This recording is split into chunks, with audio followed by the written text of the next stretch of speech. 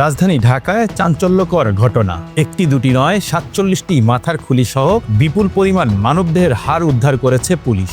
কয়েকটি এলাকায় অভিযান চালিয়ে এসব উদ্ধার করা হয়, কিন্তু প্রশ্ন হচ্ছে এত খুলি কোথা থেকে আসলো, কারাই বা এসব সংগ্রহ করে?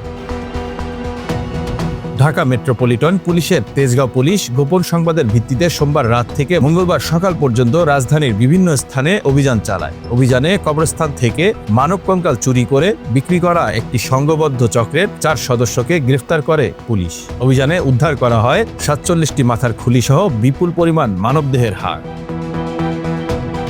গ্রেপ্তারকৃতরা হল কাজী জহুরুল ইসলাম ওরফে সৌমিক, আবুল কালাম, আসাদুল মুন্সি ওরফে জসিম, মোহাম্মদ ফয়সাল আহমেদ। 9 মার্চ রাত প্রায় 1:45 মণিপুরি পাড়া 1 নম্বর গেটের সামনে অভিযান চালিয়ে প্রথমে শ্রমিককে গ্রেফতার করা হয়। এ সময় তার কাছ থেকে একটি মানব কঙ্কাল উদ্ধার করা হয়। বিভাগের 6টি থানাতেই আমরা এই অভিযানটি পরিচালনা করে আসছি।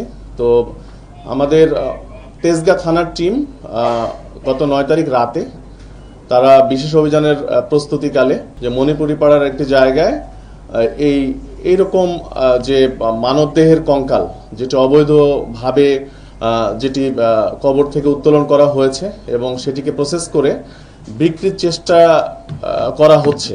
একজন ব্যক্তির সন্দেহজনক মুভমেন্ট আমাদের পরিলক্ষিত হয়। তারপর সেই ব্যক্তিকে যখন পুলিশ চ্যালেঞ্জ করার পরে দেখা যায় যে আসলেই তার কাছে আমরা একটি কঙ্কাল ফুল বডি পাই।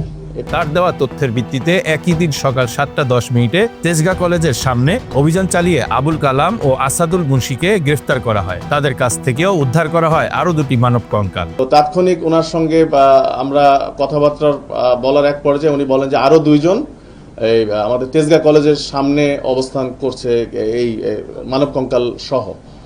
তো আমরা আরেকটি টিমকে ওখানে পাঠাই। তাৎক্ষণিক গিয়ে ওখানে আরো 2 জনকে আমরা পাই। পরে তাদের দেওয়া তথ্য অনুযায়ী দুপুর 3:30 স্যাপ্রো ডেন্টাল কলেজ অ্যান্ড হসপিটালের হোস্টেলের একটি কক্ষ থেকে অভিযান চালিয়ে ফয়সাল আহমেদকে গ্রেফতার করা হয়। সেখানে ছড়িয়ে ছিটিয়ে থাকা অবস্থায় উদ্ধার করা হয় 44টি মানব কঙ্কাল। আগের 3টির পরে আরো 44টি বডি একটি রুমে পায়। 402 নম্বর রুমে ছড়ানো ছিটানো অবস্থায় ওই জায়গায় একটি ইয়েতে পায়, বিভিন্ন ব্যাগ বস্তার ভর্তি করে কঙ্কালগুলো রাখা হয়েছিল। তো সেখানে 44টি পেলাম, আমরা টোটাল 47টি কঙ্কাল আমরা তখন জব্দ করলাম। প্রাথমিক জিজ্ঞাসাবাদে জানা গেছে এই চক্র গাজীপুর সহ দেশের বিভিন্ন কবরস্থান থেকে গোপনে কবর খুঁড়ে মানব কঙ্কাল চুরি করত এবং সেগুলো চড়া দামে বিভিন্ন ব্যক্তির কাছে বিক্রি করত। পুলিশ জানায় গ্রেপ্তারকৃত আবুল কালামের বিরুদ্ধে দেশের বিভিন্ন থানায় 21টি মামলা রয়েছে, আর আসাদুল মুন্সির বিরুদ্ধে রয়েছে 2টি মামলা। এই ঘটনায় তেজগাঁও থানায় একটি নিয়মিত মামলা দায়ের করা হয়েছে এবং গ্রেপ্তারকৃতদের বিরুদ্ধে আইনগত ব্যবস্থা গ্রহণের প্রক্রিয়া চলছে। মেইনলি তারা ময়মনসিংহ বেল্টে কাজটি করে, গাজীপুর, ময়মনসিংহ, শেরপুর, জামালপুর এই বেল্টে কাজ করে।